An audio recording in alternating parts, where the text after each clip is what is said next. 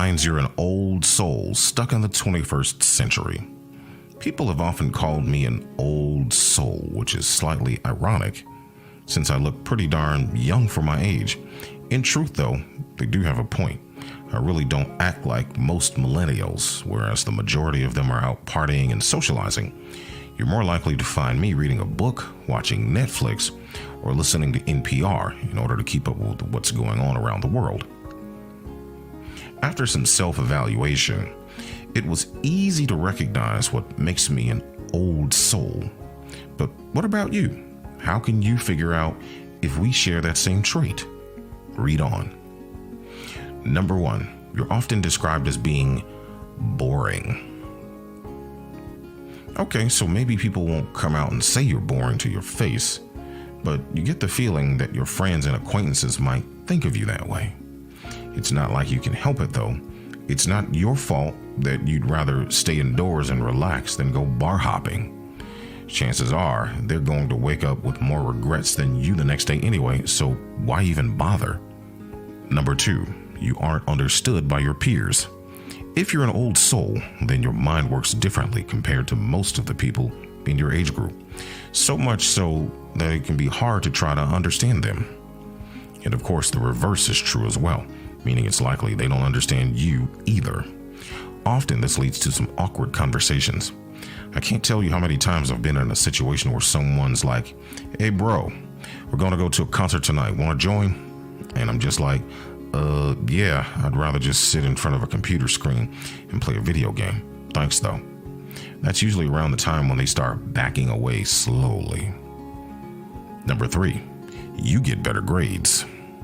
Having a near zero desire to go out and party in high school and college means you have much more free time to sleep and study. I can't tell you how many times I was able to beat the grading curve in college due to the fact that 90% of the rest of my class was hungover or dead tired. Thanks, guys. Number 4, you're probably single.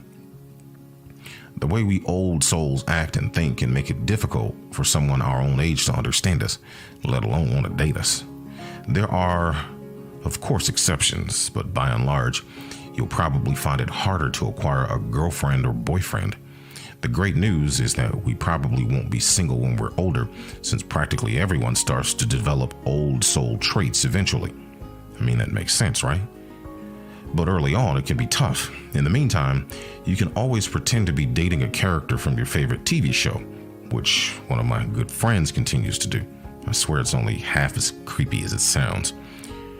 Number 5, you have wisdom and knowledge beyond your years. You can carry a conversation with your grandfather and other elders like it's nothing. Indeed, your maturity sometimes gives you a kind of presence in the room that usually only comes with age and experience.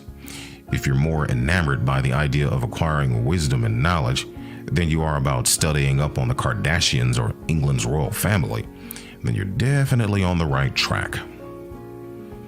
Number 6, you have no qualms about being alone. While most people your age need to be around their peers and or all sorts and forms of social medias, you're perfectly content with giving yourself a little bit of self-imposed solitary confinement. In truth, the majority of old souls are rather introverted. Judging by how most millennials act, less interaction with the rest of our generation is probably a good thing.